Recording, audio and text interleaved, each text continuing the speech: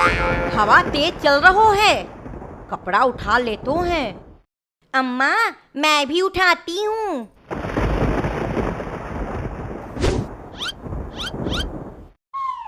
सारो कपड़ा उठ गयो।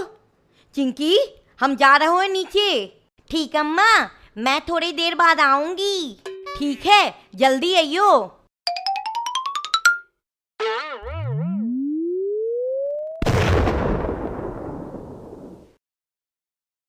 मोटा चिंटू, तू अभी से पटाखा जला रहा है? हाँ, बाजार में मिल रहा था, वहीं से खरीद के लाया हूँ। ये देख, बढ़िया बढ़िया पटाखा है। मोटा चिंटू, एक मुझे भी देना, मैं भी जलाऊंगी। नहीं दूंगा, जाके खुद से खरीद ले, मैं अपना खरीदा हूँ। हाँ हाँ, ज्यादा बन मत, मैं भी जा रही हूँ अम्मा को बोलने। अम्मा का हुआ? अम्मा चलो ना, पटाखा खरीदने चलते हैं। पटाखा? अभी नहीं बिटिया, दिवाली के एक दिन पहले खरीद दूंगी। नहीं अम्मा, मैं अभी खरीदूंगी। मोटा चिंटू जला रहा है, मैं भी जलाऊंगी। तू भी ना, चल खरीद देती हूँ। पटाखा वाले, कैसे दिए पटाखा? भाभी जी, बहुत तरह का पटाखा है हमारे पास। ये देखियो, ये 200 रुपया, ये 700 रुपया, ये 1200 रुपया। अम्मा मैं ये वाला लूंगी, बड़ा वाला अनार। ये 100 रुपया का एक पीस है। 100 रुपया? ये फुसफुसिया पटाखा का लूट मचाई के रखो है का? अरे नहीं नहीं भाभी जी, हमारे दुकान में कोई फुसफुसिया माल नहीं है, एकदम इम्पोर्टेड माल है। रुकियो, अभी चेक करके दिखाता हैं।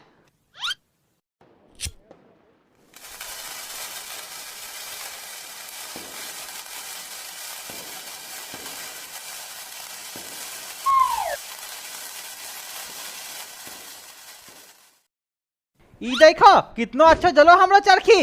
एक के जलने से का होएगा? ये बड़ो अनार एकदम फुसफुसिया दिख रहा है, इको जलाकर दिखाइयो। हाँ हाँ, अभी जला के दिखाता है, एकदम इम्पोर्टेड माल है ये।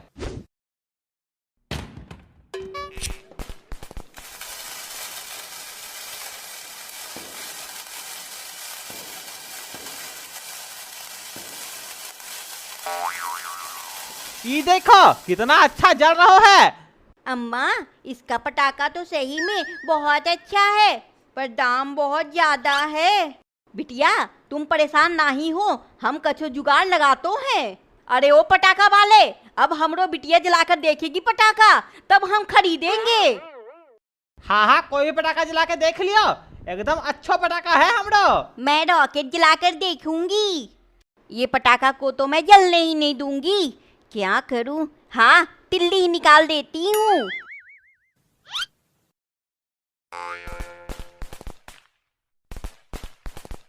ये तो फूटा ही नहीं। ये देखो, बासी पटाखा बेच रहो है। हमका तो पतो था तुम्हारा अगले साल का पटाखा है। बेवकूफ बनाई रहो है कस्टमर लोगन को।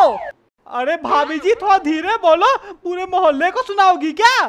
धीरे नहीं बोल पाएंगे, हम तो ऐसे ही बोलते हैं। का हुआ बिमला, काहे गुस्सा हो पटाखा वाले पे? अरे ये देखो। अरे अरे रुकियो भाभी जी, हम आपको आप ही के दाम पे लगाई देंगे पटाखा, गुस्साइयो नहीं। भाभी जी, हम आपको फ्री में पटाखा दे देंगे, सबको नहीं बताइयो, हमरो पटाखा फूट नहीं रहो है। अब आइयो ना ऊंट पहाड़ के नीचे। बता बिटिया, कौन कौन सा पटाखा लोगी? अम्मा अनार, फुलझड़ी, चरखी सब एक एक डब्बा लूंगी। पटाखा वाले सब एक एक डब्बा बांध दो।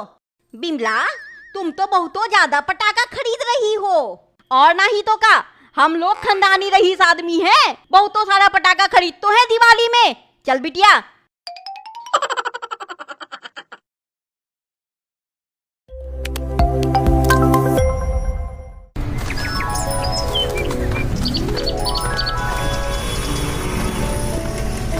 जगन का शहर में एक होटल था। जगन बहुत ही लालची था। वो हमेशा सोचता कि किस तरह कम खाना देकर कस्टमर से ज्यादा पैसे ठग सके। कालू वहाँ काम करता था। वो एक सीधा साधा लड़का था। हमेशा वो लोगों की भलाई करता। उसे जगन का लालचीपन पसंद नहीं था। एक दिन जगन के होटल पर गांव का एक गरीब किसान रतन अपनी पत्नी और बेटे के साथ आता है। देखो कालू, ये लोग देहाती भोले भाले लगते हैं। इन्हें पहले पेट भर खाना खिलाओ, उसके बाद बिल दोगुना बना कर देना। मालिक, ये ठीक बात नहीं। इनसे हमें और कम पैसे लेने चाहिए। कितने गरीब दिख रहे हैं। गरीब है तो हम क्या करें?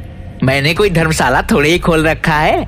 बाजार में इन्हीं लोगों से पैसे कमाने के लिए ही तो हम बैठे हैं। ऐसा करो, तुम उन्हें मेरे पास भेज दो।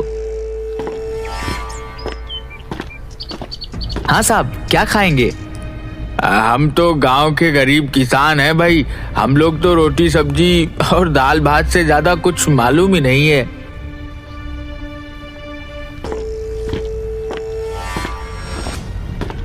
अबे कस्टमर को बैठाएगा भी यहाँ बाहर बाहर से ही भगा देगा। चल अंदर जाकर टेबल साफ कर। अरे अरे भैया, क्यों डांट रहे हो बच्चे को? मैं ही खाने के बारे में पूछा था इससे। अरे सर, पूछना क्या, अंदर आइए। आप हमारी लक्ष्मी हैं। ग्राहक भगवान होते हैं। आइए बैठिए, आपका ही होटल है, आपसे ज्यादा थोड़े ही ले लूंगा। अरे वैसी बात नहीं, पूछना जरूरी है ना। जो भी पैसे लाए थे डॉक्टर के फीस और दवाई में चली गई। श्रीमती को भूख लगी थी तो सोचा थोड़ा खाना खिला दूं। अरे आइए बैठिए। कालू, इन लोगों के लिए स्पेशल थाली लगाओ। कालू 300 रुपये वाला 3 स्पेशल थाली लेकर आता है। लीजिए साहब, ये रही आपकी स्पेशल थाली। पर मेरे पास सिर्फ 30 रुपए ही हैं। मालिक, इनके पास पैसे नहीं है। अबे पैसे नहीं है तो क्या खाना छीन लेगा? खाने दो इनको। आज भी लोगों में इंसानियत जिंदा है। कितना भला मानुस है ना होटल का मालिक। हाँ, कितना अच्छा व्यवहार है। भगवान ऐसे लोगों को हमेशा अन्न भंडार भरे रखना। पिताजी, खाना तो बहुत अच्छा है। साथ में बड़ा वाला रसगुल्ला मिल जाता तो मजा आ जाता। चुपचाप खाना खा। पैसे है नहीं, वो तो भला हो इस दुकान के मालिक का जो हमें इतना अच्छा खाना खिलाया। अरे भाई साहब, बच्चा है, उसे खाने का मन है रसगुल्ला तो खाने दीजिए। ए कालू, 2 रसगुल्ले इन सभी लोग को दो।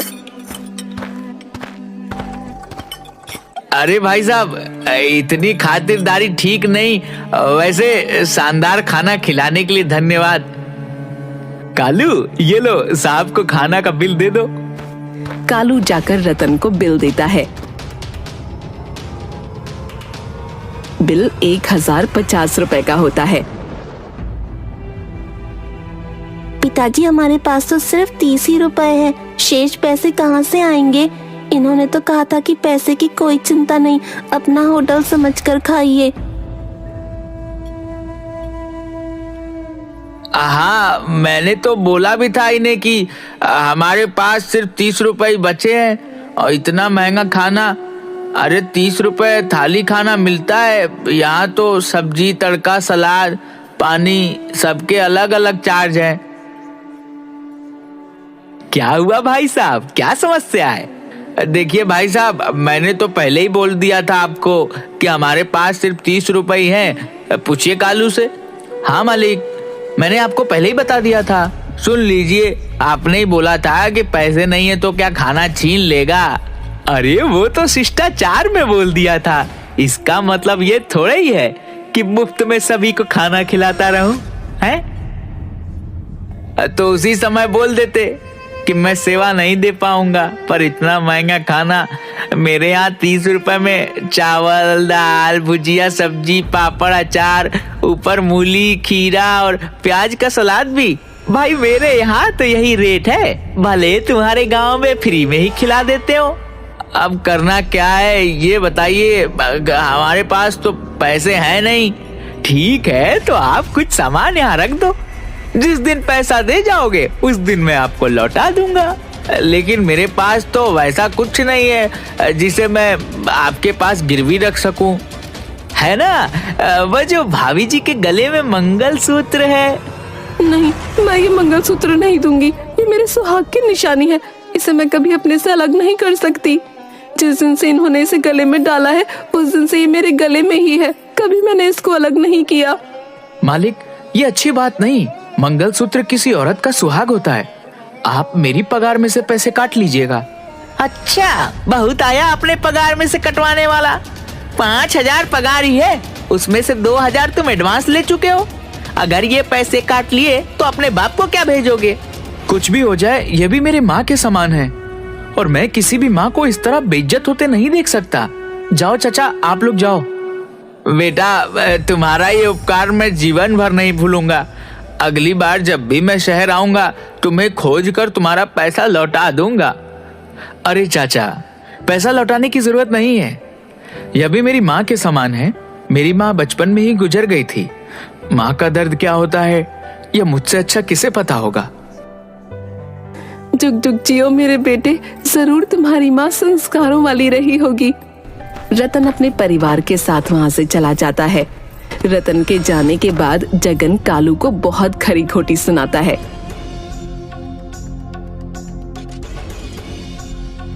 कालू खून का घूंट पीकर रह जाता है। एक दिन सुबह सुबह एक तपस्वी देवराज जगन की दुकान पर आते हैं। अलख निरंजन, बच्चा कुछ खाने को मिलेगा? बहुत दूर से आया हूँ। प्रणाम महाराज, आइए आपको शुद्ध शाकाहारी खाना खिलाऊंगा। जीते रहो बालक, लेकिन साधु के पास देने के लिए आशीर्वाद के सिवा कुछ नहीं है। आप जैसे सिद्ध पुरुष के आशीर्वाद के सामने पैसों का क्या मोल। आइए विराजिए महाराज, मैं अभी खाना लेकर आया। तभी जगन वहां आता है। साधु को बैठा देख कालू से पूछता है, क्यों रे कालू, ये नई थाली और गिलास में खाना क्यों ले जा रहा है? पुरानी प्लेटें सभी टूट गई हैं क्या? मालिक, यह कोई सिद्ध पुरुष जान पड़ते हैं। बहुत दूर हिमालय से आए हैं। इनके पास पैसे भी नहीं है। नई थाली में इसलिए खाना दिया हूँ क्योंकि हमारे यहाँ अधिकतर बर्तन मांसाहारी हैं। अपने खाने के लिए औकात तो है नहीं, लेकिन व्यवहार तो ऐसा करते हो जैसे किसी राजा खानदान से हो। चलो जाओ और चुपचाप साधु को बोलो यहाँ भीख नहीं मिलता है और कहीं और जाकर भीख मांगे। नहीं, मैं ऐसा नहीं कर सकता। किसी को खाना पर से नहीं उठा सकता। ये तो तपस्वी हैं। आप मेरा पगार दीजिए और उसमें से इनका पैसा काट लीजिए। मैं आप जैसे मालिक के यहाँ काम भी नहीं करना चाहता।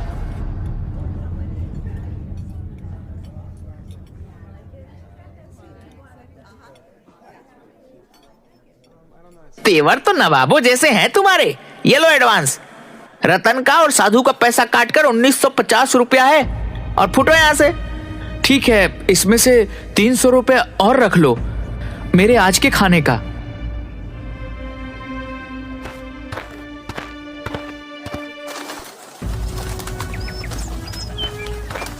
कालू वहां से निकलकर एक बरगद के पेड़ के पास बैठा सोच रहा होता है कि अब आगे क्या करना है। तभी वहां पर तपस्वी देवराज आते हैं। क्या हुआ बालक, यहाँ पर ऐसे क्यों उदास होकर बैठे हो? कुछ नहीं महाराज, इस दुनिया में लोग पैसों के पीछे इतना क्यों भागते हैं जो मानवता को भी भूल जाते हैं। यही दुनिया है मेरे बच्चे। संसार के इस मोह माया से ऊपर उठना सबके बस की बात नहीं। वैसे तुमने मुझे बहुत बढ़िया खाना खिलाया, लेकिन खाने के बदले तुम मुझसे कुछ लेना भूल गए। मैं कहाँ कुछ बोला? तुम्हें याद है, खाना खाने से पहले मैंने तुझे बोला था कि मेरे पास देने के लिए पैसे नहीं है, लेकिन आशीर्वाद जरूर है। बताओ बालक, तुम्हारी क्या इच्छा है? महाराज, मेरी इच्छा है कि लोगों को मैं मुफ्त में खाना खिला सकूं, लेकिन मैं यह नहीं चाहूंगा कि लोग मुफ्त में खाना खाकर मुफ्तखोर बन जाएं। इसलिए मैं चाहता हूं कि कम से कम पैसों में मैं लोगों को खाना खिला सकूं। तुम तो होटल में काम कर चुके हो। अपने अनुभव के आधार पर यह बताओ कि एक आदमी का भरपेट अच्छा खाना खिलाने में कितने रुपए का खर्च आएगा? जी, 50 रुपए में अच्छा से अच्छा खाना हो जाएगा। ठीक है, मैं तुम्हें आशीर्वाद देता हूँ कि तुम जो भी गरीबों के भोजन बनाओगे वह 10 गुना हो जाएगा। तुम्हारे 1 किलो चावल से 10 किलो भात बनेगा। इस तरह 50 आदमी का खाना 500 लोग खा सकेंगे। वाह, यानी 50 रुपए वाली थाली मात्र 5 रुपए में पड़ेंगे। महाराज, आपने मेरे जीवन के लक्ष्य को बहुत ही आसान बना दिया। तभी रतन कालू को खोजते खोजते वहां पहुंचता है। अरे कालू, तुम यहाँ बैठे हो? मैं तुम्हें होटल में खोज रहा था। पता चला कि तुम काम छोड़ चुके हो। ये लो तुम्हारे अमानत। 1050 रुपए। अरे चाचा, मैंने तो पहले ही कहा था कि यह पैसे आपको देने की जरूरत नहीं है। अरे यह तो तुम्हारी अमानत मेरे पास थी। वक्त पर तुमने मेरी इज्जत बचाई, यही काफी थी। उसके लिए फिर से एक बार धन्यवाद। ठीक है चाचा, आपने पैसे बहुत समय पर दिए हैं। अब मैं अपने पास के 3000 जो 15,000 रुपए के बराबर है, उससे सस्ता होटल खोल सकूंगा। यह तो बहुत अच्छी बात सोची है तुमने। मेरा बेटा बंकू ऐसे ही बैठा रहता है, उसे भी अपने साथ इस होटल में रख लो। जी जरूर चाचा, मुझे अभी कई ईमानदार साथियों की जरूरत पड़ेगी। ठीक है बेटा, अब मैं चलता हूँ। तुम अपनी इसी ईमानदारी और जज्बे को हमेशा बनाए रखना। जी महाराज, प्रणाम।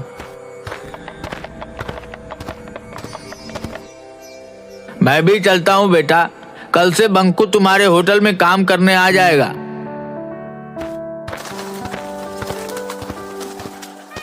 कालू उन पैसों से जगन के होटल के बगल में 5 रुपए की थाली का होटल खोल देता है।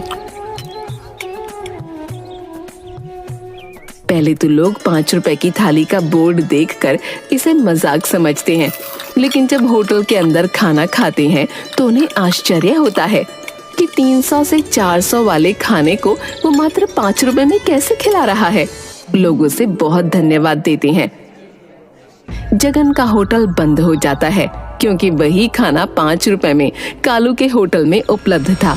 जगन कंगाल हो जाता है। एक दिन भीड़ में जगन खाना खाने आता है। भाई, आधा प्लेट खाना देना। आधा प्लेट क्यों सेठ, पूरा प्लेट खाओ। काहे का सेठ, आज के तारीख में मैं कंगाल हो चुका हूँ और मेरे पास 3 ही रुपए हैं। कोई बात नहीं सेठ, मैं आपको पहचानता हूँ। आपका पैसा मैं दे दूंगा। आप महीनों यहाँ आकर खा सकते हो। धन्यवाद मेरे बच्चे, पर मैंने तुम्हें पहचाना नहीं। सेठ, मैं वही हूँ जो कुछ दिन पहले आपके यहाँ खाना खाने आया था और आपने मेरी माँ को पैसे के बदले मंगलसूत्र गिरवी रखने को कहा था। मुझे माफ कर दो बेटे, मैं अंधा था। मेरी आंखें तो आज खुली हैं। भूखे लोगों के लिए 5 रुपए पे थाली उपलब्ध करवाकर सचमुच तुम लोगों ने बेसहारों को एक सहारा दिया है। उनकी दुआएं सदा तुम्हारे साथ रहेंगी। अरे मालिक, आप यहाँ? मत कहे मुझे मालिक, ये भी एक गाली जैसा लगता है।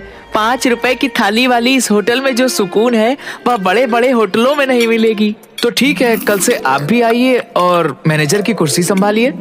कालू, तुम्हारा यह एहसान मैं जिंदगी भर नहीं भूलूंगा। मेरे बच्चे घर में भूखे हैं। तुमने मुझे काम देकर मुझे ही नहीं, मेरे परिवार को भीख मांगने से बचा लिया।